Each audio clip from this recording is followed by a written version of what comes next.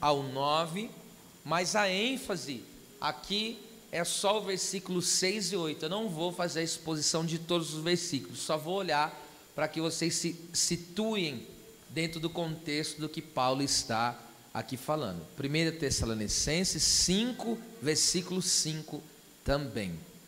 Deus seja louvado. Hoje, junto com a Santa Ceia, volto a dizer, é o 12º dia da série de mensagens, Batalha Espiritual, as armas da nossa milícia. Hoje nós estaremos falando sobre a couraça, a couraça e o escudo, tá certo? Diz assim, ó, a palavra do Senhor: porque todos vós sois filhos da luz e filhos do dia. Nós não somos da noite nem das trevas. Não durmamos, pois como os demais, mas vigiemos e sejamos sóbrios. Então guarde essas 3 palavras: não durmamos, mas vigiamos e sejamos sóbrios. Porque os que dormem, dormem de noite, e os que se embebedam, se embriagam, embriagam-se de noite.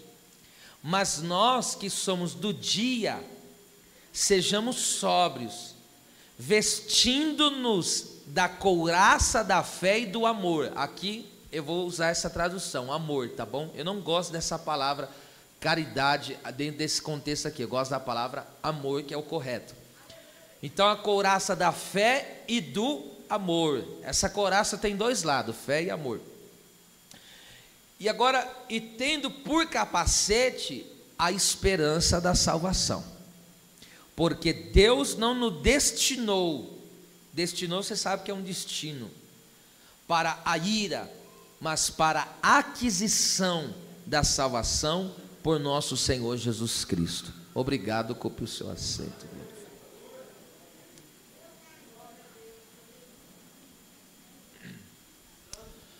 O apóstolo Paulo, quando ele escreve essa epístola, foi num momento de grande necessidade para o povo que vivia nessa região aqui em Tessalônica. Por quê? Paulo ele estava em uma das suas viagens missionárias e Deus fez uma grande obra aqui nessa região. Paulo pregou com poder, com autoridade, muitas maravilhas Deus fez aqui na vida desse povo. Só que ele só teve a oportunidade de ficar cerca de 3 semanas pregando o evangelho, aonde ele foi instrumento humano para que Deus viesse estabelecer uma igreja em Tessalônica. Só que houve uma perseguição, os homens perseguiram o apóstolo Paulo juntamente com Silas, de tal maneira que eles tiveram que sair de Tessalônica fugido. Eles fugiram para não serem mortos. A ocasião pediu que eles assim o fizessem. Eles foram parar em Bereia, aonde também Deus levantou um povo ali, muitas vidas foram alcançadas, e aonde se diz que os bereanos foram mais excelentes, porque eles conferiam tudo para saber se de fato estava escrito na palavra de Deus. E agora Paulo, ele vai parar em Corinto, ele está em Corinto fazendo a obra de Deus. E você sabe que naquela época não tinha comunicação fácil como nós temos hoje, em questão de celular, e-mail, não existia essas coisas. Então, para você ter uma informação da vida de alguém, às vezes demorava meses e meses e meses. E como ele só ficou 3 semanas pregando o evangelho para esse povo, eles tinham pouco conhecimento da palavra, eles não tinham um conhecimento muito profundo. Mas eu fico assim impactado que pelo pouco de tempo que eles tiveram para ouvir a palavra de Deus, eles tiveram uma fé muito madura. Só que Paulo estava preocupado com o quê? Por eles terem pouca informação acerca do evangelho, Paulo agora está preocupado por quê? Porque desde quando eles aceitaram a fé, estão passando por perseguição também, por confessar que Jesus é o Senhor. E eles se converteram dos ídolos mudos e passaram a servir ao Deus vivo. E agora Paulo, sem saber notícia, Paulo temia que o inimigo tentasse aqueles irmãos e aqueles irmãos acabassem decaindo da fé, aqueles irmãos acabassem se afastando. Então o que ele fez? Como ele não podia voltar para lá, ele mandou Timóteo para saber como estavam os irmãos. E o relatório foi bom. Quando Timóteo foi lá ter com os irmãos, ele constatou que os irmãos permaneciam na fé inabalável, que aqueles irmãos permaneciam firmes e dando testemunho em todas as partes que Jesus era o Senhor da vida deles. E ali Paulo então se alegrou, foi renovado com essa notícia. Mas como eles não tinham tido muitas informações precisas acerca das Escrituras, Paulo prontamente escreve essa epístola para então acrescentar o conhecimento, a fé que aqueles irmãos tinham em Cristo Jesus. Por isso que Paulo ele trata de assuntos muito importantes aqui, como o arrebatamento, que no grego é parúcia, e ele trata a respeito da volta do Senhor. Eu tenho que fazer essa distinção, porque tem pessoas que confundem a vinda de Cristo com o arrebatamento. E qual que é a diferença? Você tem que ter isso claro na sua mente. A parúcia, que é o arrebatamento, é quando o Cristo vai vir e vai pegar a sua igreja. O arrebatamento só vai ver a igreja, somente a igreja vai participar do arrebatamento. O mundo vai saber, é claro, não tem como ocultar uma coisa dessa, que muitas pessoas, milhões de pessoas vão desaparecer do globo. Eles vão saber disso, tá certo? Mas ninguém vai ver quando a igreja foi arrebatada, porque nós vamos ser num abrir e piscar de olhos, vamos ter o nosso corpo glorificado. Quem morrer em Cristo vai ressuscitar e nós se encontraremos com o Senhor nos ares. Agora você veja que ele fala sobre isso no capítulo de número 4. Já no capítulo de número 5, o apóstolo Paulo ele tratou do arrebatamento no capítulo 4, versículo 15 em diante. Agora no capítulo 5, o apóstolo Paulo ele diz assim, ele fala: mas irmãos, acerca dos tempos e estações, não necessitais que vos escreva, porque vós mesmos sabeis muito que o dia do Senhor virá como um ladrão, de noite. Esse dia do Senhor não é o arrebatamento, a gente não pode confundir. O dia do Senhor é de fato quando ele vai voltar. Só que ele vai voltar como? Ele vai voltar com a igreja, porque a igreja já vai ter sido arrebatada. E essa vinda com o Senhor, agora perceba, não vai ser oculta. Essa vinda, todo olho verá o Senhor. Todo olho verá o Senhor. Isso está escrito em Apocalipse, capítulo de número 1, quando a Bíblia diz que todo olho na terra verá o Senhor. E aí alguém pergunta: mas como que todos os seres humanos em todas as partes e cantos do mundo e do planeta vai ver o Senhor? Através das mídias televisivas. Você vê que João nem fazia ideia que um dia seria possível alguém transmitir simultaneamente. Vamos supor, se eu quiser transmitir esse culto aqui para o Japão, para a África, eles vêm simultaneamente aqui agora.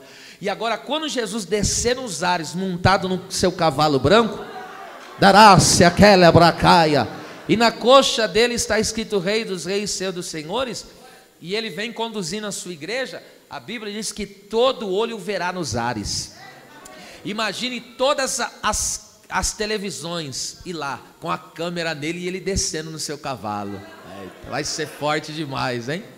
E essa vinda que ele virá, essa ira vai ser do juízo. Esse aqui ele vai efetuar um juízo sobre a terra.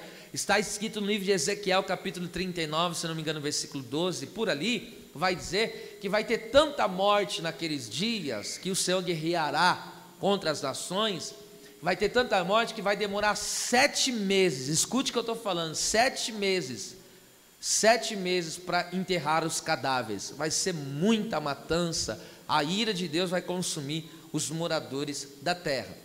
Então Paulo ele está tratando desse assunto, porque os irmãos não estão sabendo distinguir o que é arrebatamento, o que é a vinda do Senhor. O arrebatamento, quando que vai acontecer? Pode ser a qualquer momento. Você tem que entender, o arrebatamento pode acontecer hoje, o arrebatamento pode acontecer amanhã. A vinda do Senhor não pode acontecer hoje, essa não pode, porque nós estamos aqui na terra ainda, tá certo? Mas o arrebatamento, diga isso comigo, o arrebatamento é iminente. Ou seja, a qualquer momento ele pode acontecer. E é isso que muitas pessoas passam desapercebido. As pessoas vão vivendo de qualquer maneira, de qualquer jeito, e não sabem que a qualquer momento Jesus pode voltar. O apóstolo, para arrebatar a igreja, tá? Voltar eu digo para arrebatar a igreja. como ele prometeu. Agora, tem muitos que confundem isso, não fazem essa distinção, e aí eles estão esperando a vinda do Senhor para vir na terra, efetuar o seu juízo sobre a terra e estabelecer o seu reino milenar na terra, que vai ter 1000 anos de paz, e aí eles ficam pensando que falta muito tempo. Só que eu quero que vocês entendam, o arrebatamento é iminente. Então nós temos que viver como se Cristo de fato fosse voltar hoje, como se Cristo fosse buscar a igreja agora, tá certo? Você não pode esquecer disso nunca mais. Diga mais uma vez, por favor, diga: o arrebatamento é iminente. Então nós estamos na iminência, a palavra gostosa essa, hein? Na iminência do arrebatamento. Agora percebe isso aqui, ele vai distinguir, porque no versículo 3, volta aí, 1 Tessalonicenses 5,3, ele vai dizer assim, ó: pois que quando disserem a paz e segurança, então sobrevirá repentina destruição. Então veja, porque quando o anticristo ele estiver aqui na terra, reinando na terra, governando na terra, ele vai trazer uma falsa paz, e aí o mundo vai dizer: esse é o Cristo que esperávamos. Até Israel vai aceitar ele como Messias, entende? Porque aparentemente ele vai trazer a solução para o planeta, aparentemente, mas é uma falsa paz. Aí quando todo mundo dizer a paz e segurança, esse é o Messias que esperávamos, aí a Bíblia diz que o cálice da ira do Senhor é derramado no governo do anticristo. Ele se revela quem de fato ele é, e a cólera, a ira de Deus é descarregada sobre a terra, até que ele venha e estabeleça o seu reino, tá certo? Então ele fez aqui essa distinção, capítulo 4, o arrebatamento, capítulo 5, a volta do Senhor para reinar em glória, tá certo? No seu reino milenar. Agora perceba, então Paulo está falando para esses irmãos aqui em Tessalônica, dizendo o quê? Aí entra o versículo 5, tá certo? Ele diz assim, ó: porque todos vós sois filhos da luz. O que é filho da luz? A Bíblia diz que Deus é o pai do quê? O pai das luzes. Ele habita na luz inacessível, e até mesmo a Bíblia diz que ele é a própria luz. Então em Deus não há trevas. Por que não é trevas? Em Deus não há nada para esconder. Deus não falha, Deus não erra, Deus não tem sujeira oculta, Deus não tem delito, Deus é impecável. Eu sinto a glória desse Deus aqui, e esse Deus que é luz, ele nos gerou como luz. Ei, você é filho da luz. É por isso que Jesus falou para os seus discípulos: eu sou a luz do mundo, e agora vocês sois também a luz do mundo. Vai diante dos homens e resplandeçam a vossa luz. Então nós pertencemos ao dia, nós não somos da noite. Aqui é um contraste, olha lá. E nós não somos da noite nem das trevas, ou seja, nós não somos mais de Satanás, nós não pertencemos mais ao reino de Satanás, nós não pertencemos mais ao inimigo, nós somos o povo do dia, nós não somos o povo da noite. E quando ele está falando aqui, ele está falando do quê? Ele está falando de ser uma pessoa salva e de não ser salvo, de estar em Cristo e de não estar em Cristo. Então esse texto aqui, Paulo está dizendo para que os irmãos venham entender uma coisa: olha, nós somos filhos da luz. Então o que ele está querendo dizer com isso? Se nós somos filhos da luz, nós não temos que temer nem o arrebatamento, porque o arrebatamento é para a igreja. Se eu sou filho da luz, quando eu ouço do arrebatamento, eu não tenho tristeza, eu tenho alegria, porque eu não vou ficar, eu vou subir. Alguém tem essa esperança ainda? Aleluia! Aí então ele traz aqui para esses irmãos, dizendo: ó, vocês antes era treva, agora vocês não são mais, agora vocês são do dia. Aí ele diz aí no versículo, agora de número 6. Então aqui tem o comportamento do crente que é luz, o comportamento de um filho da luz. Esse tem que ser o comportamento. Olha só, 3 recomendações fantásticas que Paulo dá para os Tessalonicenses e que Deus dá para nós aqui nessa noite de igual forma. E quais são as 3 palavras que ele nos dá? 3 recomendações aqui de Deus para nós. Primeiro, não durmamos. Segundo, vigiemos. Terceiro, sejamos sóbrios. Vamos lá repetir? Não durmamos. Não, você pode fazer melhor. Não durmamos, vigiemos, sejamos sóbrios. Amém. Agora perceba isso aqui comigo. Eu vou falar aqui os 3 significados. Essa palavra aí, durmamos, ou seja, não durmamos, significa que no caso, durmamos aqui é cair no sono.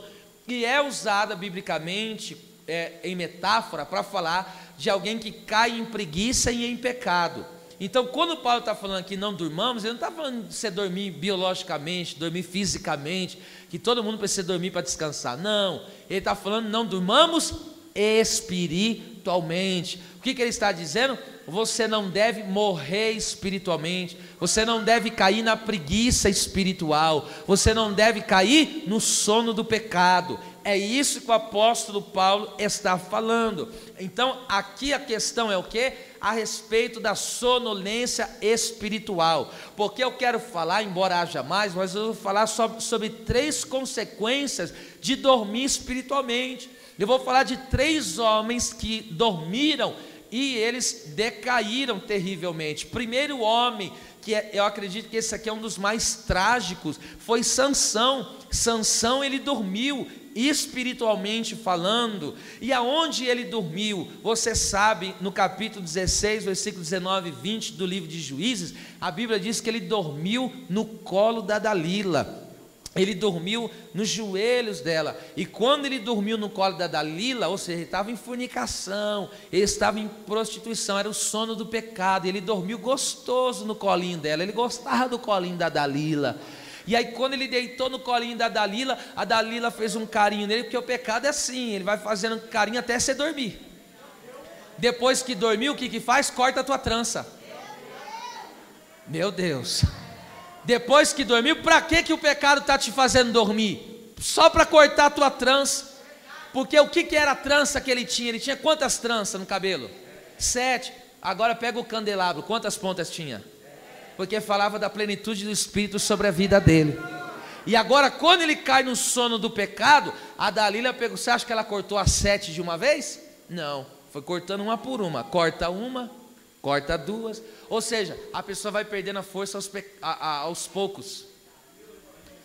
Ele não percebia, mas enquanto ele dormia, a Dalila tirava o Espírito do Senhor, tirava o Espírito de sabedoria, tirava o Espírito de inteligência, tirava o Espírito de conselho, tirava o Espírito de fortaleza, tirava o Espírito de conhecimento e temor do Senhor.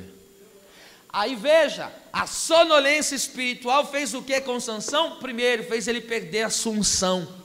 Então quem dorme espiritualmente perde a sunção, a sua consagração a Deus, e ainda perde o rumo do seu chamado, porque Sansão, ele foi levantado para vencer os filisteus, para aniquilar os filisteus, e sabe o que ele fez? Estava se engraçando com os filisteus, ele estava fazendo aliança com os filisteus, ele estava namorando os filisteus, as filisteias no caso, né?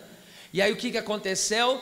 Aí quando ele dormiu e a Dalila arrancou a força, que fala do sono do pecado, que vai minando a força do homem, da mulher, e aí sabe o que ele falou? Eu me levantarei, porque Dalila falou, tá vindo os filisteus aí, e ele pegou e se levantou, está lá no 16, 20 de Juízes, ele falou, eu me levantarei e vencerei eles de novo. Só que o texto diz assim, ele não sabia que a presença não estava mais com ele. Então a sonolência espiritual faz o crente perder a unção, faz ele perder o rumo do chamado de Deus na vida dele, e o pior de tudo, faz ele perder a presença do Todo-Poderoso. Então o que Paulo diz, esse é um alerta para mim e para você. Não durma, não durmamos, não caiamos no sono da preguiça e do pecado, não nos percamos. Por quê? Porque a unção que nós temos é uma unção de Deus, a presença que nós temos é a presença do próprio Deus, e o chamado que nós temos é o chamado de Deus da nossa vida. E eu estou profetizando, tu não se deitarás jamais no colo de Dalila, porque você está nos braços do Pai. Shanai Canácia Tereclama. Então sai. Às vezes o colo da Dalila, aí você vê aí, o colo da Dalila representa muita coisa. Alguém que está viciado em algo é o colo da Dalila.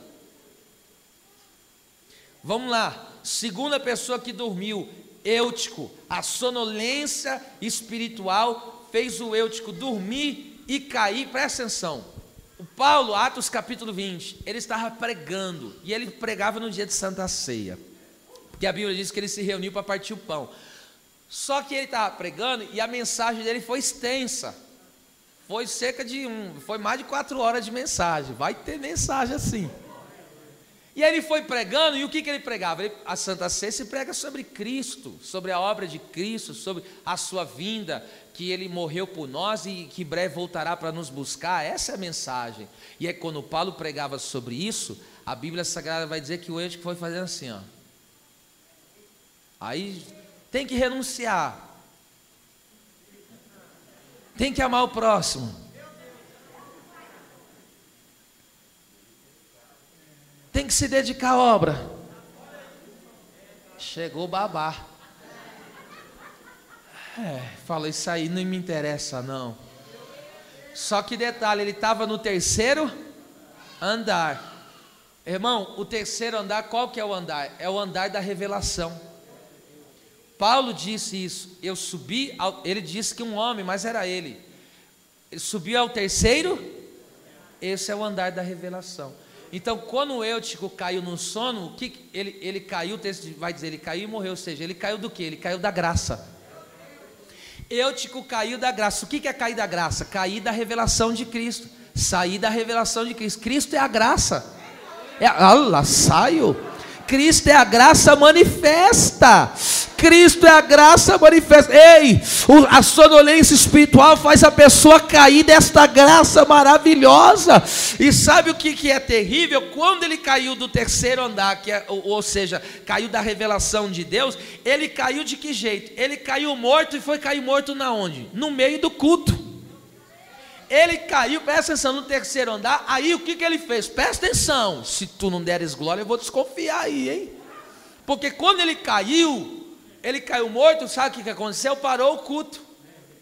Porque Paulo estava pregando, cai alguém morto, o que Paulo falou? Pô, tem que atender isso aqui agora, né? Está morto. Aí tumultuou o culto, porque os irmãos ficou desesperados vendo aquele moço caindo da janela. Por que ele caiu da janela? O corpo estava dentro, mas o olhar estava fora. Aí ele está morto lá. Aí o que acontece? Parou o culto. Você vê o que o adversário quer fazer? Quer deixar as pessoas aqui dentro mais mortas. Para quê? Para atrapalhar o culto. Aí tem muita gente morta. Tem muita gente morta por aí, que está na sonolência espiritual, atrapalhando o culto. Aí vem e fica com esse coração amarrado. Parece que chupou 200 quilos de limão. Parece que com a cara está parecendo um maracujá azedo. De tão azedo que ele está. Sabe por quê? Já caiu na sonolência. Está mortinho da Silva. Mas aqui tem Paulo, tem profeta de Deus para orar e levantar quem morreu.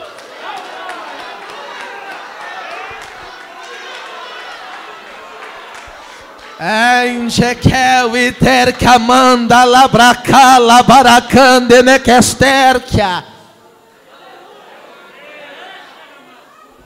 Há um ditado que diz aí que cara feio é fome, não é isso? Tem gente que antes de vir para o culto devia comer.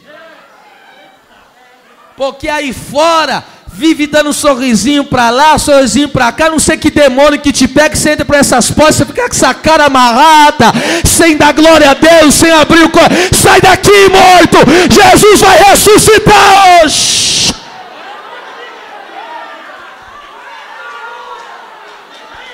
Só quem está na graça ainda. Eu vou dar 30 segundos para levar. Olha quanta gente está na graça. Só quem está na graça adora. Só quem está na graça glorifica. Só quem está na graça exalta o Cordeiro. Ancho que neriminas.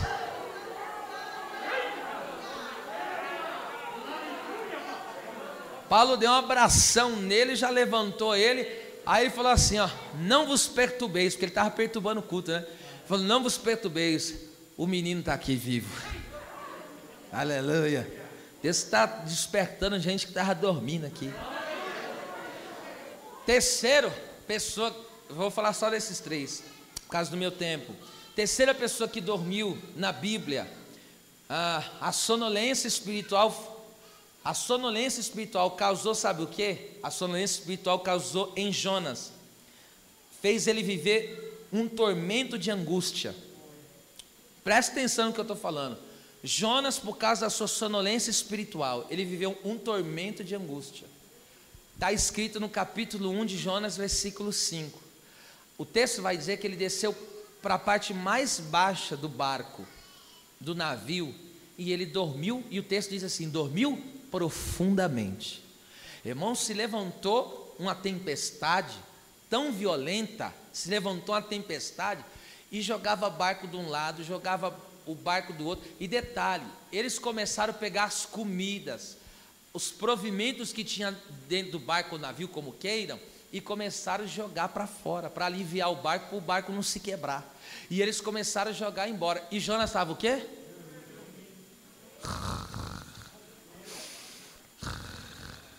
Nada contra quem ronca, tá, irmão? Agora escuta isso aqui é um quebra-gelo. Agora escuta isso aqui. Ele estava, que tem pessoa que se dormir de barriga para cima deu ruim. Já estou adiantando o varão aí, dorme de lado, senão a varoa vai ficar brava. Dorme de lado, varão. Senão a sua mulher não dorme, ela acorda no outro dia brava. Mulher que não dorme é brava, irmão. Você não sabe disso aí. Agora escuta isso aqui, volta para cá, não perde o fio da meada não. Agora perceba, irmão, uma tempestade, uma situação terrível, e lá o povo sem saber o que fazer, vai para lá desesperado, o barco pronto para se quebrar, eles estão com medo de morrer, e ainda não temem ao Deus verdadeiro, não conhecem ao Deus de Israel. Aí sabe o que diz a Bíblia? Diz a Bíblia que eles desceram, porque eles ficaram, meu Deus, o que aconteceu com aquele homem lá? Hora que desceram, o Jonas lá no profundo sono. Aí sabe o que o homem falou? Um dos homens falou, rapaz, o que acontece com você? Você não está vendo o que está acontecendo não?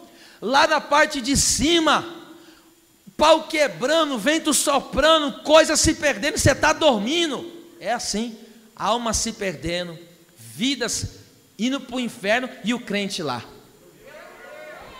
Deus mandando, vai pregar minha palavra, e ele vai pregar minha palavra, ele com rixinha. Vai pregar minha palavra, ele com briguinha. Sai pra lá, desperta, Jonas!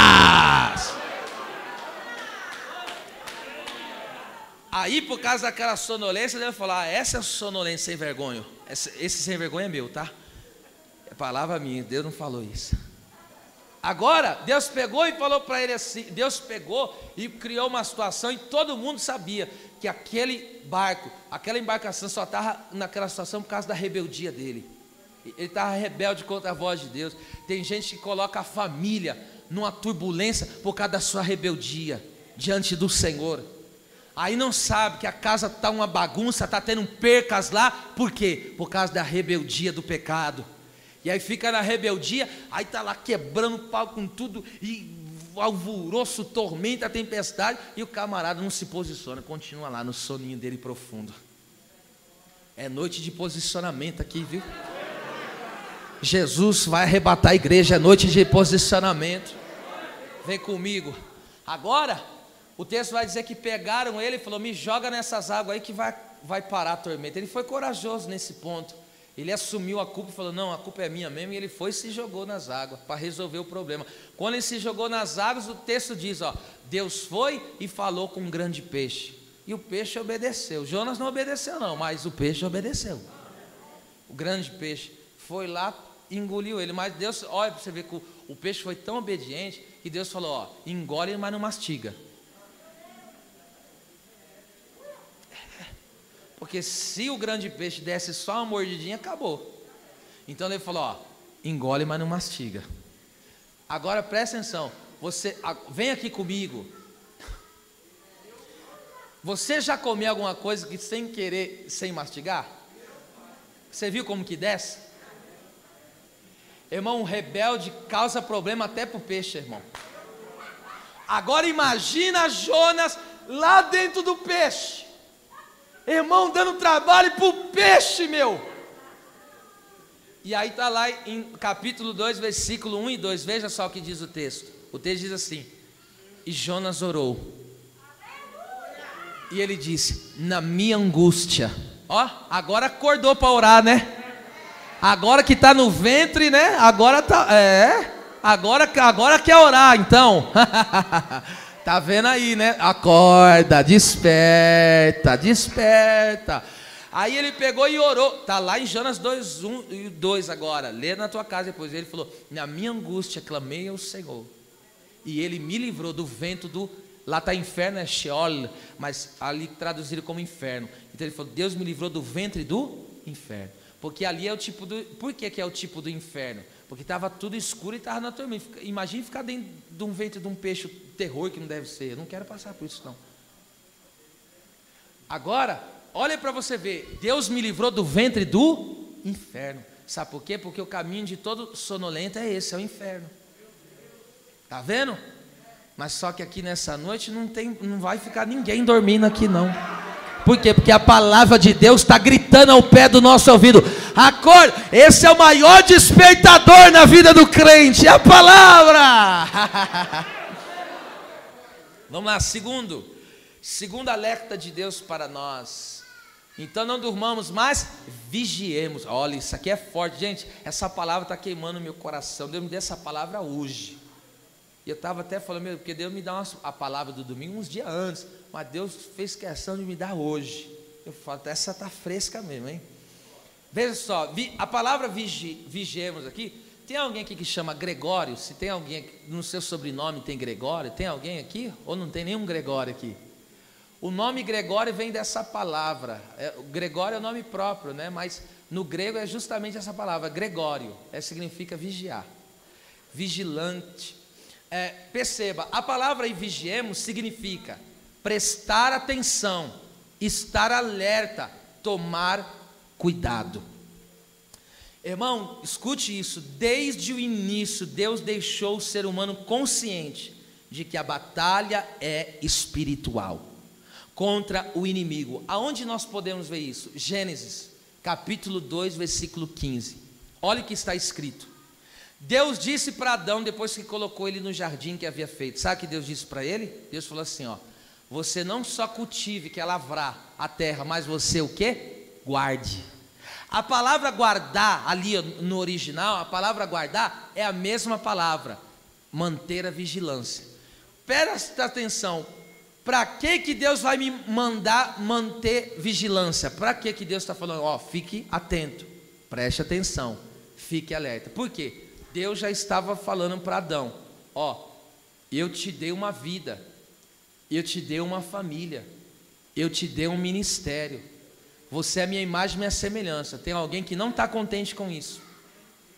Então vigia, como diz em Apocalipse: olha para que ninguém tome a tua coroa.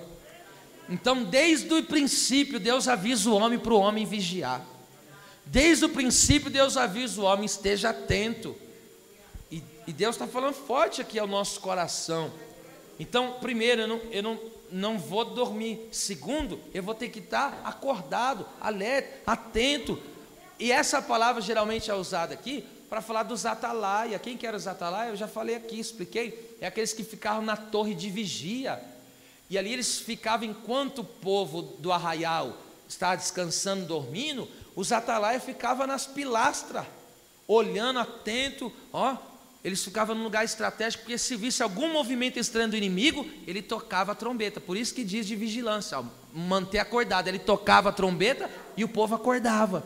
Então, olha o que Deus está falando aqui para nós. A gente tem que, espiritualmente falando, a gente tem que estar alerta. A gente tem que estar atento, porque é a batalha espiritual. Olha o que diz a Bíblia. Isso aqui é para colocar temor em nosso coração.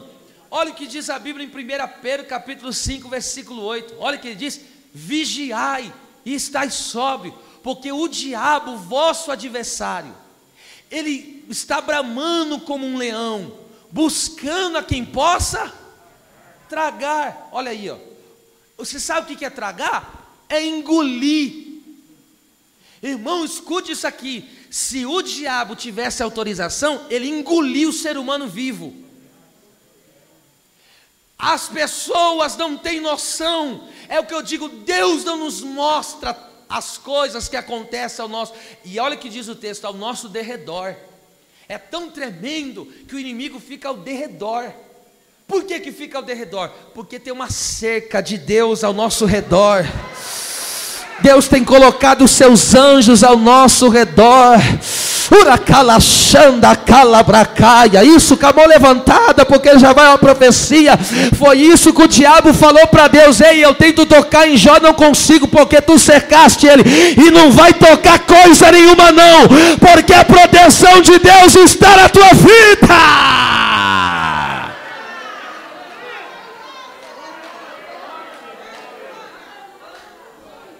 Então por que eu tenho que estar vigiando? Porque o adversário está ao derredor procurando uma brecha.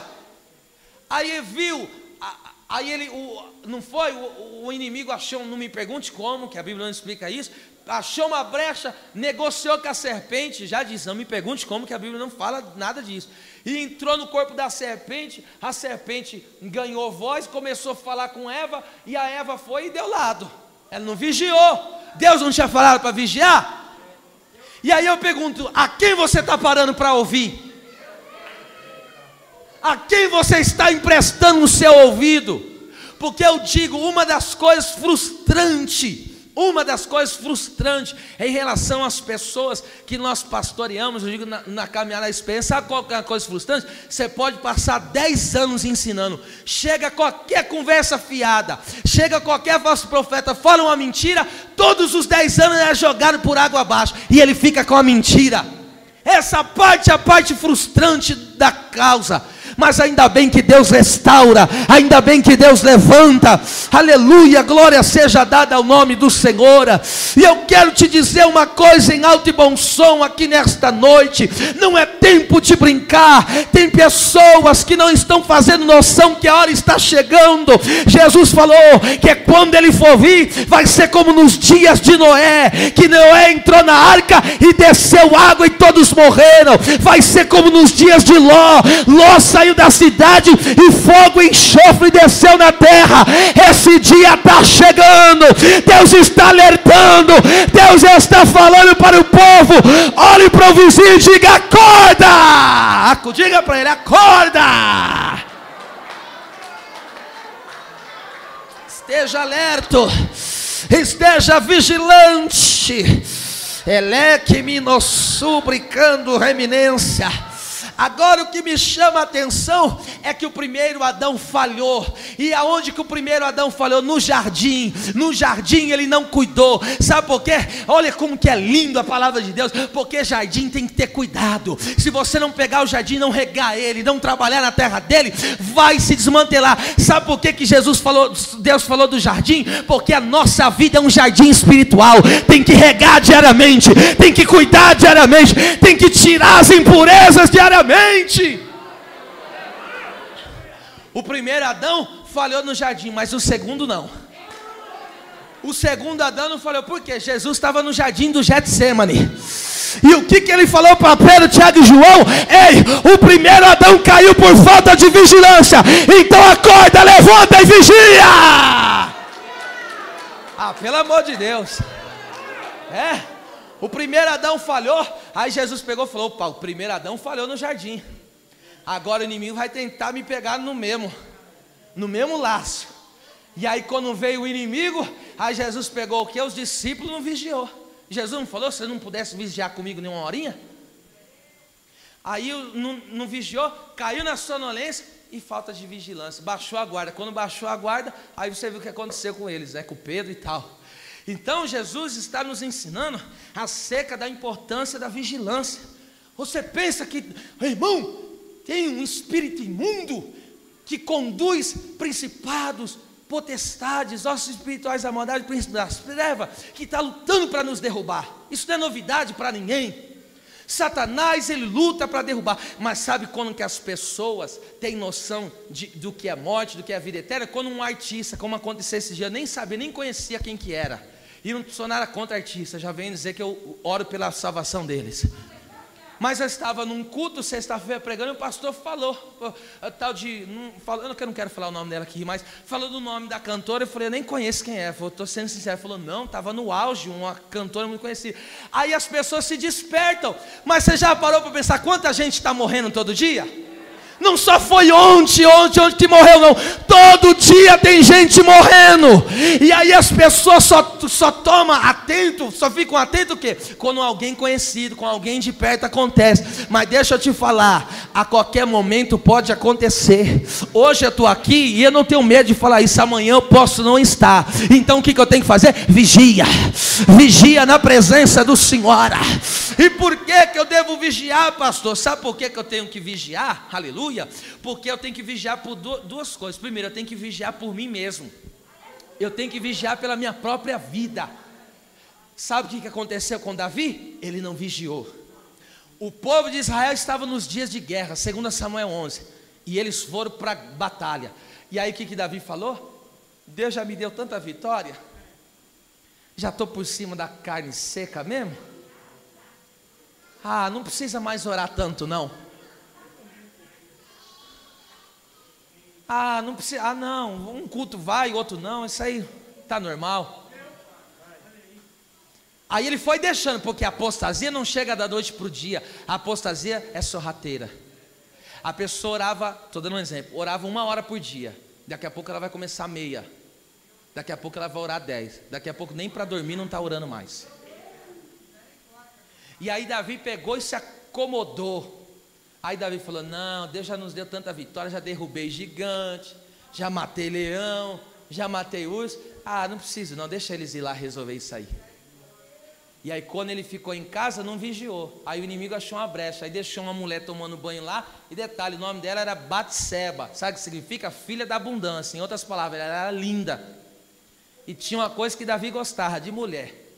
O ponto fraco dele, como eu estou dizendo, como homem de Deus, era esse aí. Ele tinha esse problema aí, tá?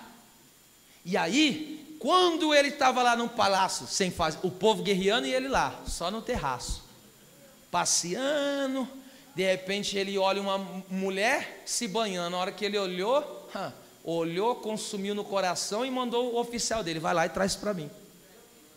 Ou seja, por falta de vigilância, o inimigo entrou na vida dele. Irmão, a destruição entrou para dentro da casa daquele homem. A partir daquele momento, daquele adultério, entrou uma praga que não parava de consumir a casa dele. Ele viveu coisas que, olha, não deve ser desejado jamais para ninguém. Para a pior pessoa desse mundo, aquilo que Davi viveu. Então o que eu quero dizer aqui é uma palavra muito séria para mim, para você, para todos nós, porque quem está falando aqui é o Espírito Santo de Deus. Mantenha vigilância na presença do Senhor. Não brinque com a tua vida. Eu vou até descer aqui porque é sério que eu estou falando. Não brinque com a sua vida espiritual. Não brinque de ser crente. Não brinque de ser servo do Senhor. Não brinque com a fé. Não brinque com a palavra de Deus. É noite de nós se posicionarmos na presença do Senhor. Se despertar do sono e ficar de pé na torre de vigia. E se nós vemos o inimigo agindo por ali, toca a trombeta, porque ele não terá vez diante de um povo que está atento na presença do Senhor. Forte isso aqui, viu gente? Isso é forte. E outra coisa que nós temos que orar, ou que nós temos que vigiar pelo rebanho de Deus. Porque o adversário, quando ele não consegue, escute isso aqui que eu vou falar, que isso aqui é muito forte. Está escrito em Atos 20, 28 e 29. Olha o que ele diz: olhai por vós mesmo e pelo rebanho, que o Espírito Santo vos constituiu como pastores. Aí Paulo diz assim: porque aparecerão e entrarão no vosso meio lobos cruéis. Quando ele fala olhai, é a mesma palavra, gregório, vigiai. Então o que Paulo falou? Vigia no meio do rebanho. Porque o inimigo tenta infiltrar o quê? Um lobo cruel. Detalhe, uma ovelha pode virar um lobo cruel. Pastor, uma ovelha pode virar. Judas era o quê? Judas era uma ovelha, virou o quê? Porque Satanás entrou no coração dele e vira e mexe. Eu estou falando de experiências pastorais que eu vivo. E aí alguém diz: não é só com o mesmo? Que? Judas era apóstolo. Isso serve para qualquer um. Porque tem pessoas que vivem um vício, um ciclo vicioso. está na presença, aí vai caminhando, daqui a pouco vai dar lado para o inimigo, toca no coração e já começa a fazer bagunça no meio da congregação. Mas Deus está dizendo aqui nessa noite: olhai por vós e olhai pelo rebanho de Deus. Sabe por quê? Porque serpente não vai atrapalhar esse jardim. Serpente não vai trabalhar nesse jardim. Por quê? Porque Deus tem levantado uma geração que está desperta. Deus tem levantado uma geração que está viva. E se é verdade isso que eu estou falando, se manifeste falando alguma coisa aqui nesta noite. E eu profetizo: Satanás não vai entrar no teu jardim, Satanás não vai entrar no teu casamento, não vai entrar na tua casa, na tua família. Deus está me usando em profecia. Por esses dias Satanás tentou colocar um divórcio aqui no nosso meio, não sei quem é, o Espírito está falando na minha boca por profecia. Por esses dias Satã tentou colocar um divórcio no meio do povo, mas nesta noite a serpente está sendo esmagada pelo poder da palavra, porque o que Deus uniu,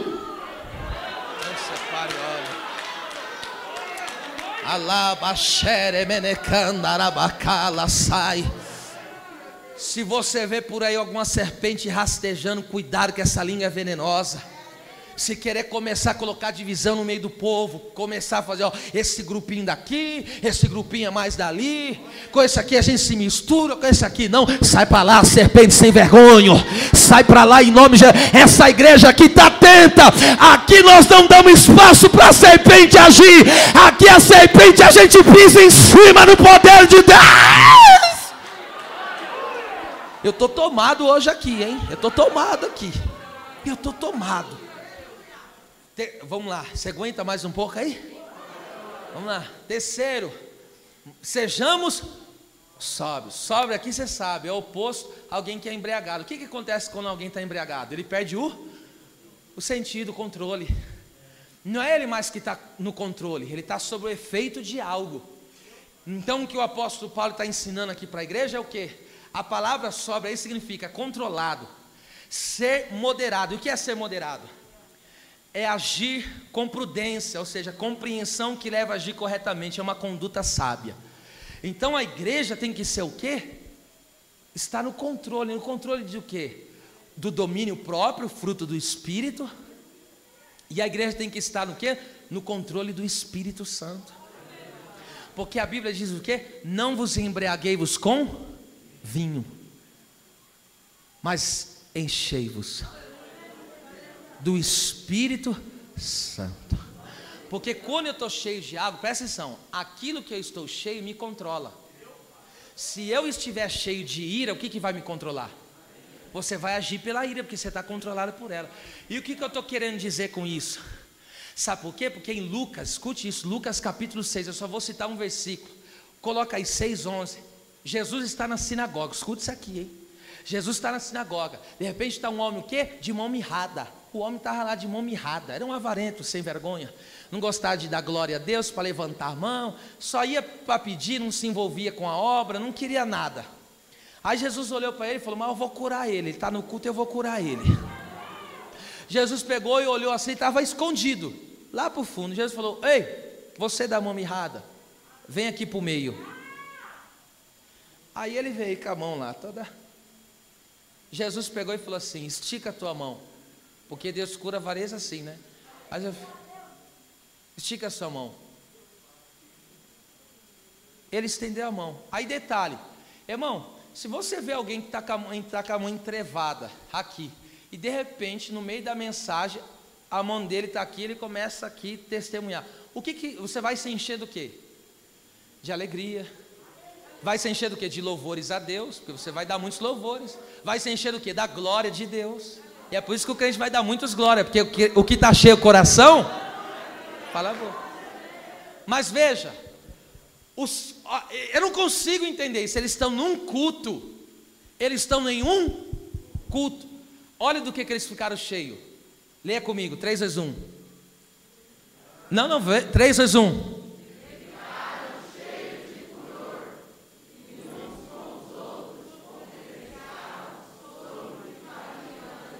Então, pera lá, Jesus está operando, ele está ficando cheio de furor? Jesus está curando, ele está ficando cheio de furor? Jesus está libertando e está ficando cheio de furor. Pera lá, a quem você pertence? Culto não é lugar de ficar cheio de ira, não. Culto, ficar cheio com o coração irado. Ah, tô com meu coração cheio de ira. Ah, então você não veio para o culto, não. Não. O culto onde Cristo está no meio, o culto em que Cristo opera, o crente não se enche de ira, não. Ele se enche da graça, ele se enche da presença, ele é controlado pelo Espírito Santo.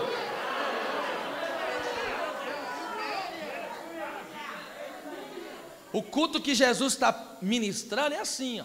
Tinha uma desavença. Hoje é ceia mesmo, já acerta a tua casa hoje. Aí tá aqui, ó. Não estava muito, isso aqui é só encenando. Estava muito bem com o pastor Marcelo, não. Muito bem, não. Aí de repente chega aqui, aí não estou muito bem, já passo direto, Pai do Senhor.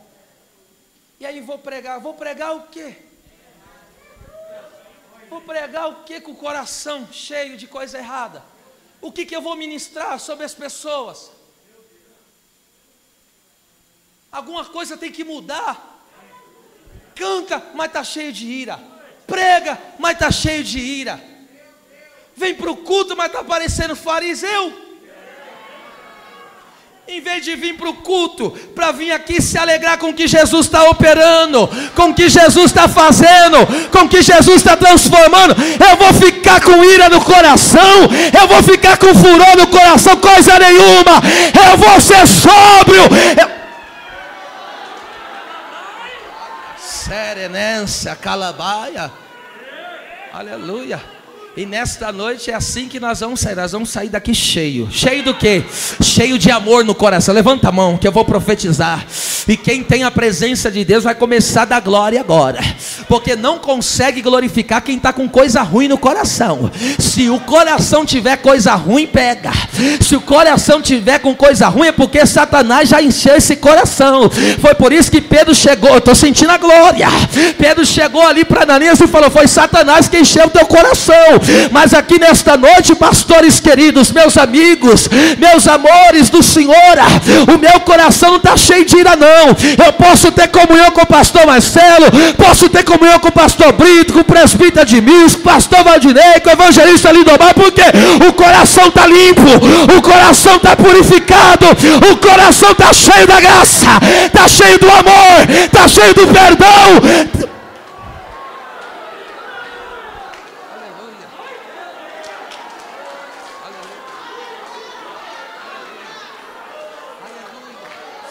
Aleluia, a trombeta vai soar, te conserta hoje, a trombeta vai soar, se reconcilia hoje, a trombeta vai soar, libera perdão hoje, a trombeta vai soar, se conserta hoje, a trombeta.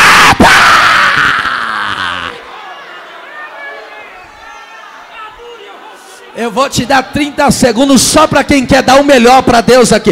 É você e Deus aí agora.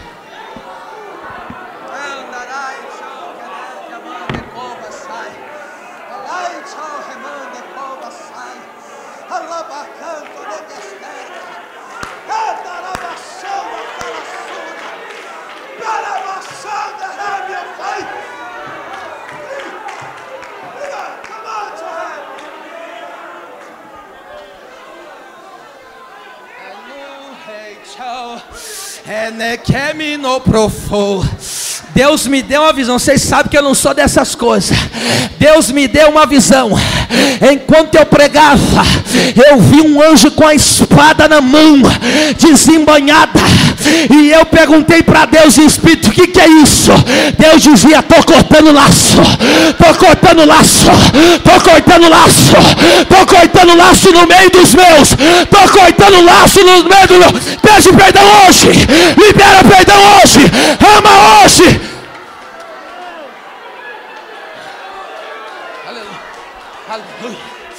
Aleluia, aleluia. A séria caia, recalabachara conterai, calaba xanda canterebacaia, elebacanta nequester calabracaia. Põe a mão no ombro do teu irmão e diga: você é cheio do Espírito. Põe a mão no ombro e diga: é cheio, é cheio. Quem dera saio, é naracandarabacanterabacaio. Deus me chamou foi para adorar, é adorar em espírito e em verdade. Eu entrei aqui para dar o melhor, é para dar o melhor.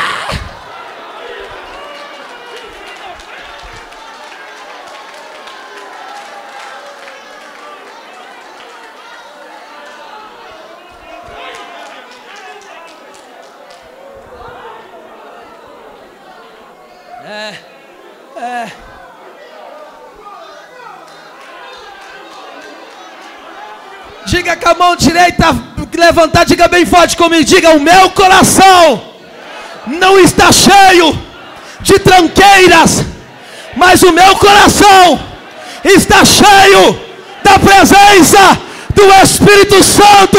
Se é verdade, dê um grito de glória.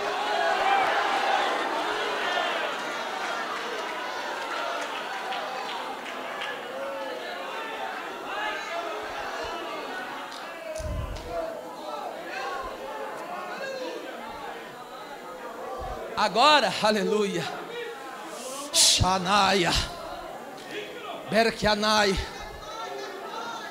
glória a Deus. Os filhos das trevas não terão vez no nosso meio, porque quando ele vir com aquela linguagem de treva, a luz vai resplandecer na frente dele.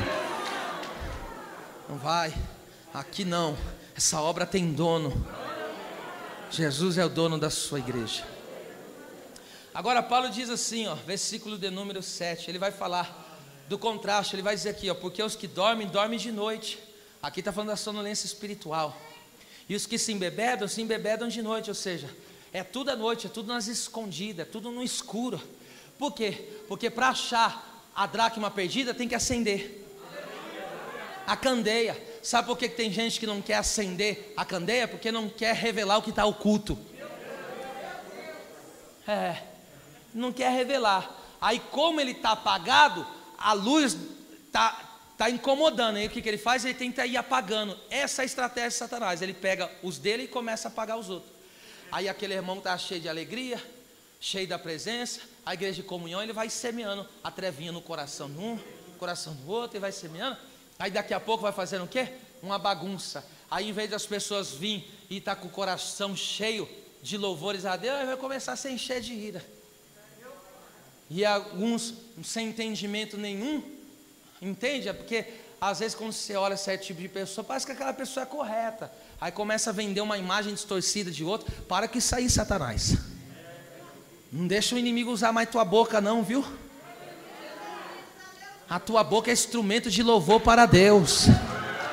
Você é instrumento do Espírito Santo.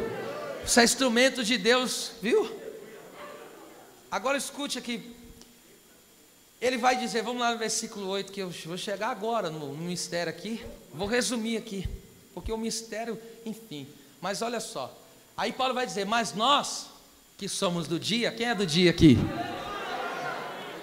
Nós que somos do dia, sejamos equilibrados, moderados, agindo com prudência, porque ninguém está imune a errar. Errou, reconhece teu erro. Falhei, então está certo, vou reconhecer o meu erro, porque aquele que confessa e deixa alcançará a misericórdia. Aí ele diz assim, ó, aí aqui a responsabilidade é nossa. E qual que é a nossa responsabilidade? Ó, vestindo-nos da couraça da fé e do amor. Diga, couraça da fé e do amor. E agora ele vai dizer, e tendo por capacete a esperança da salvação. Não chateia comigo, isso aqui é pedagógico para você aprender. Diga comigo, amor, fé e esperança. As armas aqui, ele já mesmo falou, a couraça é do amor e da fé, e o capacete é a esperança da salvação. Tá certo? Agora eu só vou aplicar, porque ele mesmo já disse o que representa essas armas. Perceba uma coisa aqui comigo. Olha só, couraça, ela pega, obrigado, ela pega essa parte da frente e a parte de trás das costas. E o capacete pega onde? Sabe o que é isso? Todos os órgãos vitais do corpo. O cérebro está onde? Cérebro, né? Aqui, ó. Tá aqui. O pulmão, os rins, o coração, os órgãos vitais. Então, essa armadura aqui que nós estamos vendo aqui, ela protege todos os órgãos. Ou seja, se uma pessoa é atingida, estou dando um exemplo aqui qualquer, a pessoa é atingida na mão, só que essa pessoa não morre. Por quê? Porque o órgão vital está inteiro. Se essa pessoa é atingida no pé, ou seja, está machucada, mas pode se recuperar. Agora, sem órgão vital ninguém vive. Se o coração parar, acabou. Se o cérebro parar, acabou. Se o pulmão, ou seja, por inteiro parar, acabou, não tem vida, porque é os órgãos vitais. Então Paulo aqui está falando de duas armaduras que representam três coisas, ó, a couraça e o capacete, que representam o amor, a fé e a esperança. Por que ele cita? É por isso, a teologia de Paulo é simplesmente fantástica. Paulo ele sempre trabalha essa questão de três. Por isso que ele falou, ó, ele falou o que aqui? Ele falou, não durmamos, vigiamos e sejamos sóbrios. Por que ele trabalha isso? É a questão do Pai, do Filho e do Espírito Santo. Porque toda a teologia verdadeira sempre resumirá em três, nunca em dois. Por isso que é corpo, alma e espírito, ato santo e santíssimo. Toda a teologia verdadeira sempre resultará nos três. Agora pega isso aqui. Presta atenção, isso aqui é muito violento que eu estou falando para vocês. Eu estou falando da tríade das virtudes. Eu estou anunciando para vocês as maiores virtudes. Não tem maior virtude do que essas que nós estamos trabalhando: amor, fé e esperança. Essas são as três maiores virtudes. Só que dentre essas três tem uma que é maior. Coloca aí 1 Coríntios 13:13. Presta atenção. Eu quero que você dobre a tua atenção, porque o que eu vou aplicar aqui para a gente encerrar essa mensagem é muito importante. Agora, pois, permanecem a fé, a esperança e o amor.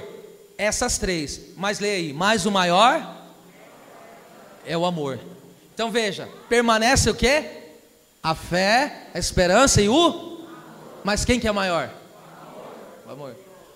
Só te explicando, isso aqui eu já falei em algum dia. Por que o amor é maior do que a fé e a esperança?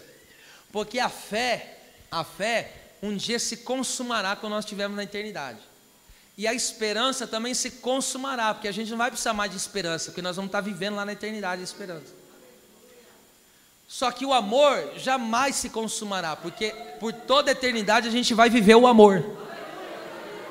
E por que o amor é maior? Porque está escrito em 1 João capítulo 4, versículos 7 e 8, vai dizer: aquele que não ama, não conhece a Deus, porque Deus é o quê? Então Deus é amor, mas o amor não é Deus. Você tem que entender isso, tá certo? Deus é amor, essência. Agora, você lembra do mistério do desenho aí? Se puder... coloca ele, deixa ele aí, mesmo que os irmãos já mentalizaram, já viram aí, é o suficiente. Agora presta atenção: o amor é do Pai, a fé é no Filho, e a esperança é do Espírito. Então vou repetir: o amor é do Pai, a fé é no Filho, e a esperança é do Espírito Santo. Por quê? João 3,16: Deus amou o mundo de tal maneira que deu. Então o amor é de Deus, Deus deu.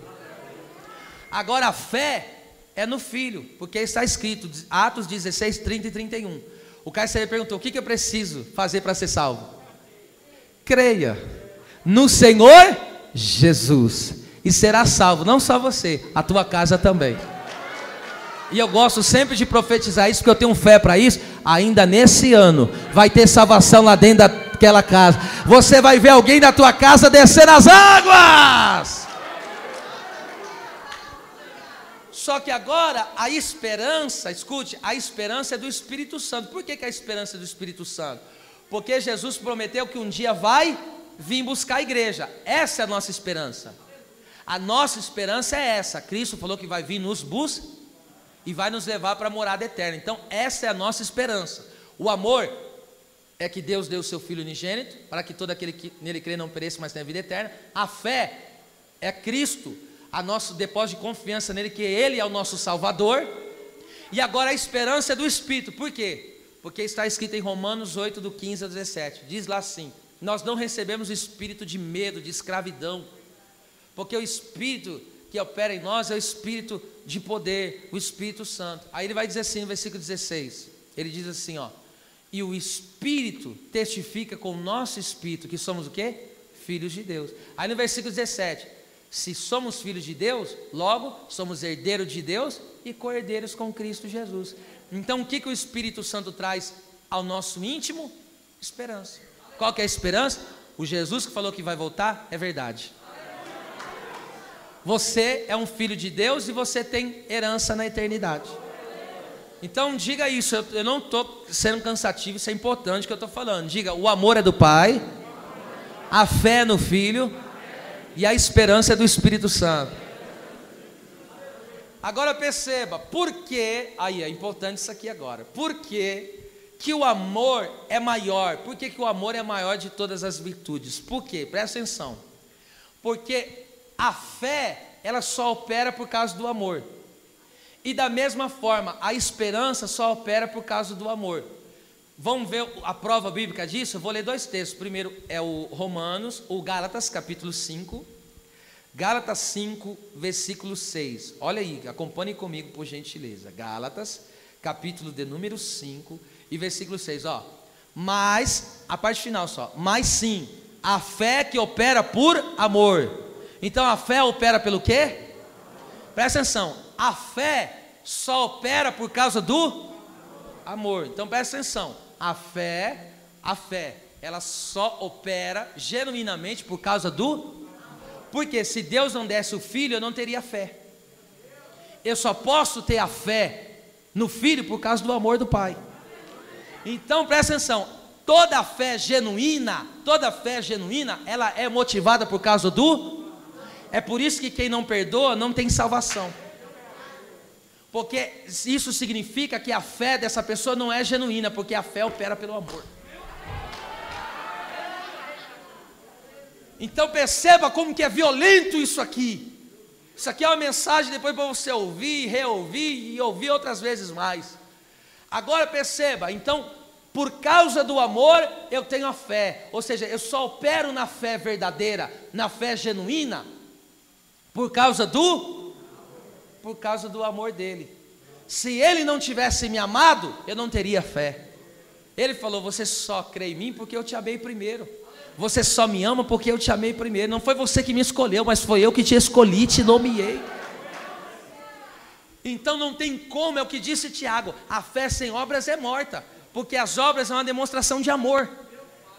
Então toda pessoa, é por isso que Paulo falou: adianta você ter fé para remover monte, mas não ter amor? Significa que essa fé não é genuína. É por isso que vai ter muita gente: expulsei demônio, curei enfermo, fiz maravilha. Deus falou: eu não te conheço, você não tem amor. Então a fé, ela só pode operar, a fé genuína, a fé verdadeira, ela é operada por amor, ou seja, é motivada pelo amor. Tudo que a pessoa faz em nome de Deus, em nome da fé, é por amor. Ou seja, se ela organiza, é pelo amor. Se ela louva, é pelo amor. Se ela prega, é por amor. Se ela ajuda, é por amor. Se ela estende a mão, é por amor.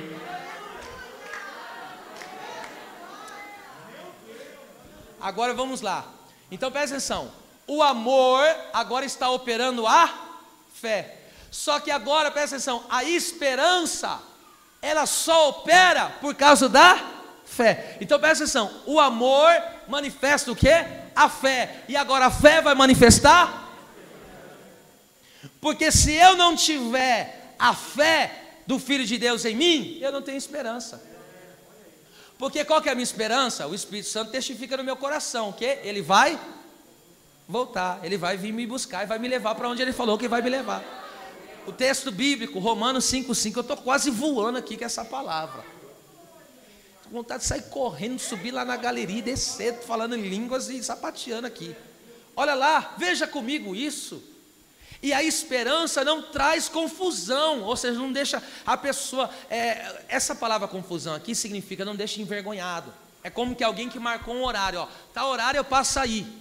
Aí o que é confusão? A pessoa marcou o horário e você fica lá esperando. Aí passa 1 hora, não veio, passa 2 horas, não veio, passa 3 horas, como que você fica? Envergonhado. É isso, esse texto aí no original, é isso que significa. Então Jesus falou para mim o quê? Espera que eu vou. Então a esperança, oh meu Deus, a esperança, olha lá, e a esperança não me deixa confuso. Por que não me deixa confuso? Eu tenho certeza que Ele vai vir, eu tenho certeza que Ele preparou uma morada lá para nós. Aí ó, veja só, porquanto o amor de Deus está derramado em nosso coração, pelo Espírito Santo que nos foi dado. Agora perceba aqui comigo, que eu volto lá o desenho, eu fiz a setinha. Então vamos lá, presta atenção. Oh meu Deus, que vontade de abraçar esse negócio. Presta atenção, eu tenho um amor. Olha só, vem aqui a fé, vem aqui a fé. Eu tenho que fazer isso, gente. Isso aqui tem que ficar na tua de frente, por favor. E a esperança ali, ó, de frente para lá, por favor. Assim, ó. Isso. Seguindo a fila, aí, ó. Vira lá para a sua Valdinei, por favor. Obrigado, obrigado mesmo, de coração. Olha só, então presta atenção. Aqui está o amor. Agora, o amor faz a fé funcionar. Tá certo? O amor faz a fé funcionar. Agora presta atenção, vem aqui, por favor. Você vai ficar o amor, que eu tenho que ser o professor do negócio. Então tá aqui, ó. Tá o amor. É amável mesmo, olha só. Tá aqui o amor.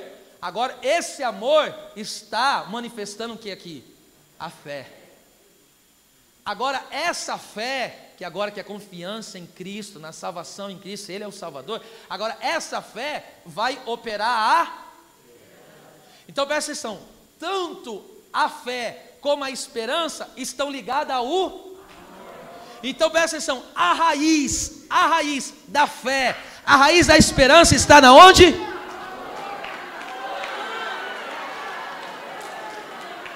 Meu Deus, isso é revolucionário.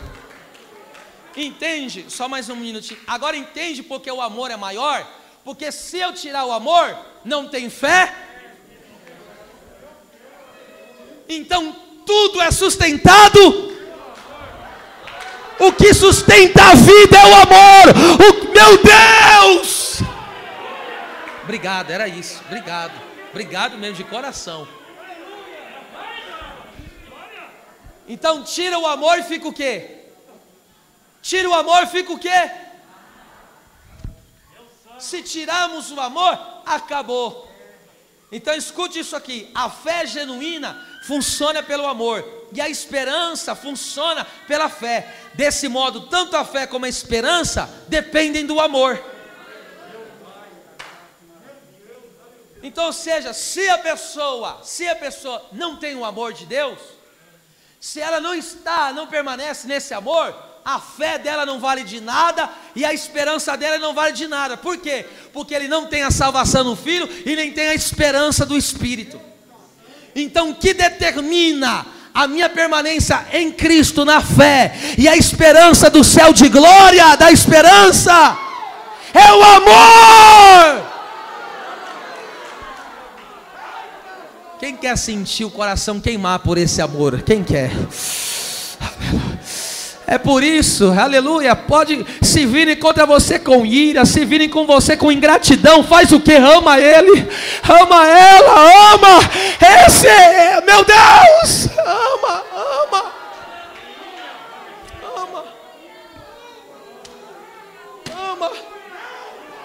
é o que está faltando, o que está faltando é o amor. O que ele fez quando espremeram ele? Eles estavam lá e ele ajudou tanto, todo mundo curou, libertou, multiplicou pão, fez de tudo. Aí de repente estão lá dando coroa, estão dando espinho.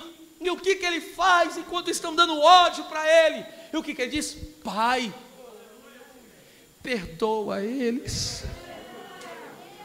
Eles não sabem o que estão fazendo. Estão apedrejando Estevão, porque cada um dá o que tem no coração. Aí pegam lá a pedra e olha lá, Estevão está pregando e eles rangem os dentes de ódio de Estevão, mas não é de Estevão, é da mensagem. Eles estavam cheios de ira no coração. Aí quando ouve a mensagem, a ira ataca. Porque o Espírito Santo está querendo o quê? Tirar aquela ira, passar a espada ali, ó, arrancar aquela ira e falar: deixa eu te controlar, deixa eu mudar a tua vida. Aí está lá Estevão pregando e eles, pá. E aí o que Estevão fez? Senhor, não lhes impute este pecado. Acaba Atos 7, entra Atos 8 e entra 9. Sabe o que acontece? Por causa daquele amor de Estevão, Saulo. Jesus aparece para Saulo, porque Saulo estava lá, consentindo a morte dele. Mas o Estevão falou: ele está me dando ódio, ele está fazendo, mas eu vou amar ele. Senhor, salva ele. Agora, se tu não dá glória, filho, eu vou dizer que aí eu vou dizer que o negócio aí tá feio. Hein? Agora escute 8, põe na RA aqui a revista atualizada, 1 Coríntios 13, 8. Só vou ler isso aqui, só isso aqui para a gente concluir esse mistério. Primeira carta de Paulo aos Coríntios 13, 8. Olha lá, olha lá, esse aqui. Não, coloca a outra ainda. Essa aqui ainda não está bacana. O que eu quero, deixa na caridade mesmo, a revista corrigida. Mas vocês sabem que é amor. Vamos lá, 3, 2, 1. Você troca aqui a caridade por o amor. Vamos lá, 3, 2, 1. O amor. Vamos lá, de novo. Tem que ser forte isso aqui. 3, 2, 1. O amor.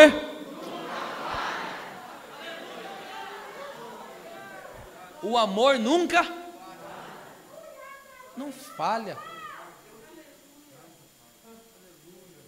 Não falha. Entende por que a salvação não falhou?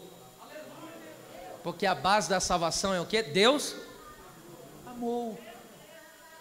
Aleluia. Esse aleluia aí é um aleluia de... Agora escute, eu encerro aqui a mensagem da noite, que agora chegou o tempo de encerrar. Versículo 9, volta lá, 1 Tessalonicenses 5, 9. Amor, fé e esperança. Vamos lá? Porque Deus não nos destinou para a ira, mas para a aquisição da salvação, por nosso Senhor Jesus. O que é destinou? Deus nos deu um destino. E qual é o nosso destino? Não é a ira.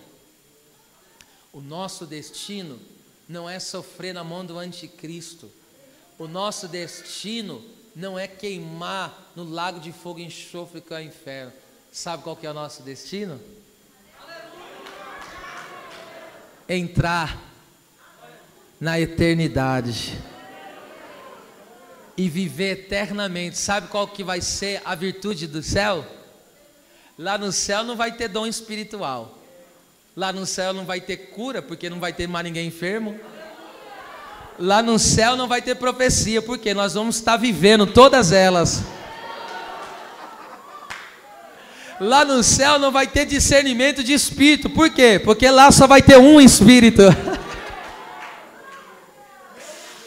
Então lá no céu não tem dom, mas lá no céu tem uma coisa. Tem o amor. Ou seja, nós vamos viver eternamente nos amando. As palmas louvem ao Senhor.